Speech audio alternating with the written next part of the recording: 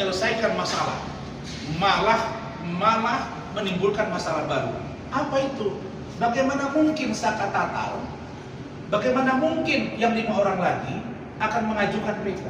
Saka Tatal itu 2020 sudah mengajukan gerasi. Gerasinya itu ditolak oleh Bapak Presiden Jokowi. Syarat gerasi mengakui perbuatan. Kalau sudah mengakui perbuatan, bagaimana mengajukan PK? Novum apa yang dipakai? Yang kedua, 5 orang yang akan mengajukan PK yang dipegang oleh DPN Pradi itu juga akan mengajukan PK katanya.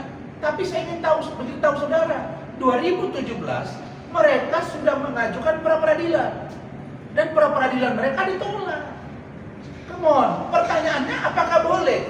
Ini saling nabrak ini. Hakim membatalkan putusan hakim, ini membatalkan putusannya, jangan dong. Nah, untuk mengkerucutkan ini biar Kak Elsa nanti yang berbicara. Itu poin pertama tentang Pak Iman Sulaiman. Percakapan hukum yang lain terhadap seorang oknum pengacara FA. Oknum pengacara FA.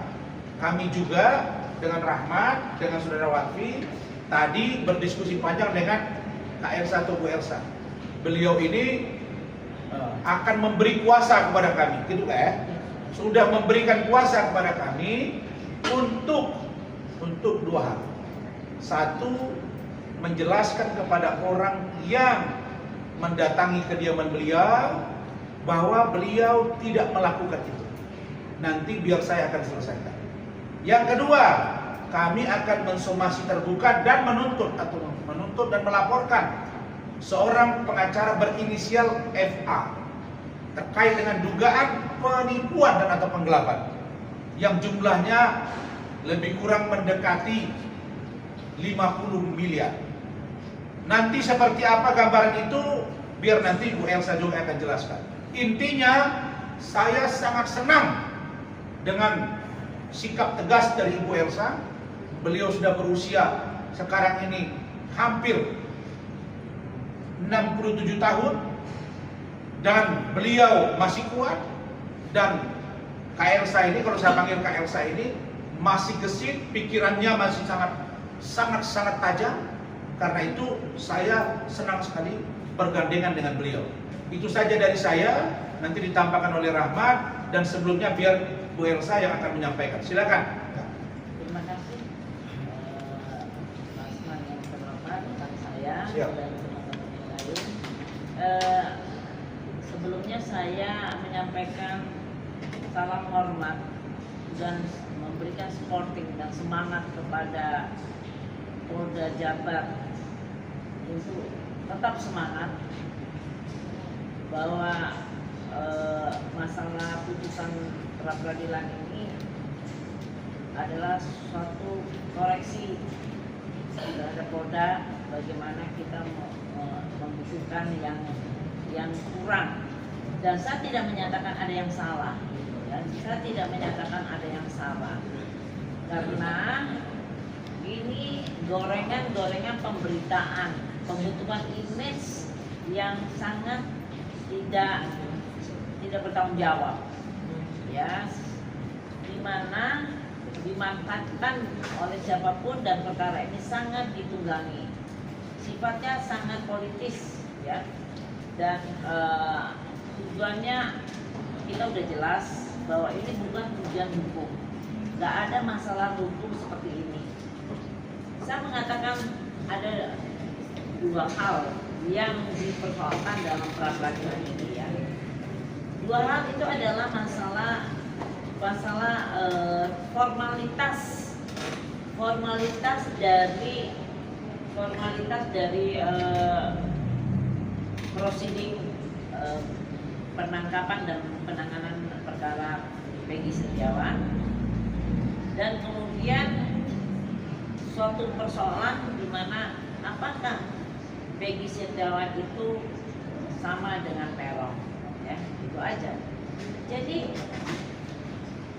hakim ini telah menyatakan sesuatu yang di luar kewenangannya, bukan kontraproduktif, di luar kewenangannya. Di luar kewenangannya adalah pelanggaran hukum yang sangat keras. dan itu wajib dilaporkan ke Komisi Yudisial, ke Ketua Mahkamah Agung, ke Hakim Agung Pengawas, Ketua Pengadilan Tinggi Jabar yang berwenang mengawasi hakim-hakim, dan Ketua PN Bandung. Kenapa di luar kewenangan? Dia hanya harusnya memutuskan tentang dua hal. Jika terjadi ada sesuatu yang belum lancar, belum prosedurnya, yaitu surat menyuratnya. Ini cuma soal surat lah, belum sampai ke pokok perkara. Itu belum tidak match, itu bisa diperbaiki, bukan dinyatakan di nomor 5 menyatakan tidak sah segala keputusan yang mana, dan atau penetapan yang lebih lanjut, nggak boleh. Putusan itu apa yang sekarang, nggak bisa ke depanin nanti ya kalau kamu mati atau kemana, nggak ada. Ini hakim ini udah kayak lebih dari dewa. Kedepannya nggak boleh keluar lagi. Ini berarti mengkebiri kepolisian. Ya, penetapan tersangka. Dan ini kalau kan tujuannya adalah bahwa adanya sesuatu formalitas yang belum terpenuhi, sehingga harus diperbaiki, bukan dihentikan, tidak boleh lagi. Itu kan namanya melanggar hukum. Dan perlu diketahui pada sampai detik ini putusan yang mempunyai kekuatan hukum tetap masih menyatakan 3 DPO. Berarti polisi diamputasi. Ini kurang ajar.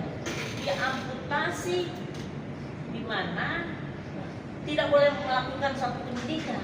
Padahal nanti dari putusan ini putusan ingkrah, kita harus menghormati putusan ingkrah, sehingga apakah nanti 3 atau 1 itu kan harus diselesaikan oleh ini. Ya. Jadi kan namanya melanggar hukum, perbuatan melawan hukum, perbuatan melawan hukum itu bisa juga kita pidanain itu nanti hakimnya. Iya. Abuse of power, kemudian yang kemudian dia juga saya bilang semangat semua polisi. Dan kemudian masalah apakah itu Peggy Setiawan itu alias Peron atau bukan, itu kan belum selesai penyidikan oleh Polri, oleh Polda. Ya harusnya diselesaikan, dan cuma gara-gara masalah formalitas kok jadi dihentikan semuanya, diamputasi. Itu nggak benar. Kita sama-sama penegak hukum, satu bangsa yang harus semuanya setara dan yang harus saling mendukung untuk masalah kejahatan. Jadi nggak bisa seperti ini hakim mengamputasi kewenangan dari kepolisian. Kalau kepolisian masalah surat menyurat, ya dia harus memperbaiki surat menyurat. Nah, masalah itu ya biasa. Kemudian masalah DPO, permasalahannya ini saya perlu beritahu. Kalau pada tahun 2016 itu sesuai dengan data-data yang ada di Polres Cirebon, karena ini kan penyidiknya sudah ada yang meninggal, ada yang sudah pindah atau pensiun, ya kan? Jadi perlu sprindik baru tahun 2024. Tapi sprindik lama tetap ada, cuman mungkin kelupaan diambil atau kita saya nggak kurang tahu karena saya bukan polisi ya. Tetapi dalam proses tahun 2016 itu sudah ada penjelasan siapa itu PS, apa panggilannya, ya panggilannya siapa, kemudian di mana PS itu berada, itu dari kelompoknya. Terus kalian itu selalu berkata, oh harus forensik, harus lakukan DNA, harus sidik jari. Itu masalah sampai kiamat sampai kuda gigit besi nggak akan ada.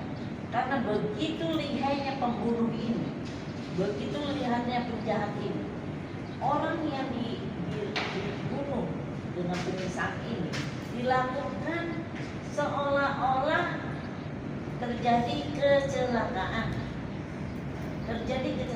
sehingga terjadilah kesalahan dari lantas, dikira kecelakaan, kemudian setelah divisum dikuburkan. Tetapi namanya orang tua dari itu Rudiana itu lihat kok kecelakaan, badannya hancur lebur seperti dibikin bakso, tapi kok anak ini motornya tetap bagus, handphone helmnya tidak rusak, handphonenya ada, sehingga baru setelah itu baru dilakukan investigasi. Setelah diinvestigasi sudah itu dapatlah orang-orang ini langsung dari investigasi itu ditangkap. Tim penangkapan itu siapa aja polisi bisa, dan kemudian diinterogasi dalam 1 jam. Jadi tim interogasi itu hanya 4 orang dan dilakukan interogasi cukup hanya berapa menit karena mereka kaget mengaku semua. Dan kemudian barulah dikasih ke reskrim, barulah dibikin LP. Jadi jangan bilang tuh selalu ngomong-ngomong, oh baru 1 jam ditangkap tiba-tiba Rudiana sudah tahu si A, si B, si C. Loh dia kan interogor, dia interogasi. Jadi waktu dia di BAP kan dia nggak boleh bohong. Apakah Anda mengenal ini? Ya si A ini, si B ini, perannya ini. Karena mereka sudah ngaku pada waktu interogasi. Setelah dibikin LP, di mana laporannya adalah Pak Rudiana dan itu reskrim semua yang itu semua. Kemudian mereka di BAP terus bilangnya ada pemukulan segala rupa. Jangan sangka ya, kadang-kadang pemukulan itu biasa di dalam tahanan mereka saling pukul-pukul. Jadi jangan terlalu dioverkan. Pembuktian aja. Kalau dari dulu. Nah, jangan terlalu dibesar-besarkan. Nah, kemudian yang jelas kan mereka masih hidup dan mereka masih sehat. Kalau yang jelas 2 anak ini sudah meninggal, ya. Jadi jangan terlalu banding-banding dengan orang yang tidak telah meninggal, nanti kacau. Terus kemudian lagi pada saat itu apakah penyidik mau membayar BAP PS ini? Karena PS ini dapat keterangan dari orang yang pelaku ini. Dan dia polisi pergi ke rumah PS. Bukan PS yang ada di Cianjur, PS di Jakarta, PS di mana-mana lah. Yang jelas PS di situ. Ketemu ibunya, dilakukan penggeledahan. Waktu dikatakan sana, berapa kali dibikin surat, panggilan dan segalanya, terus diambillah fotonya, ditunjukkan kepada para mereka ini, mereka mengatakan itu teman-temannya. Jadi jangan terlalu naif karena framing yang dibuat berlebihan, itulah terjadi. Kemudian bolak-balik, kalau memang polisi tidak tahu, kenapa polisi tidak tanya Peggy Setiawan di Cianjur? Kan yang dia datangi hanya itu. Yang dia ambil motornya 2 itu juga. Yang diambil fotonya foto itu juga. Ya kan? Nah, kalau soal ijazah apa semua baru sekarang itu hanya penguatan aja. Apakah dia udah berubah nama atau tidak di Dukcapil? Ternyata dia tidak berubah nama di Dukcapil. Tetap namanya PS. Cuma panggilannya berubah. Kalau keluar itu nanti dia ditenangkan oleh Pak Rasman, rekan saya Rasman. Jadi di situ. Nah, kenapa 8 tahun tidak ketahuan? Tapi pada saat setelah bolak-balik dipanggil mereka, ya sekarang bisa aja bilang nggak pernah dipanggil. Tapi kan arsipnya ada di kepolisian, di Polres Cirebon.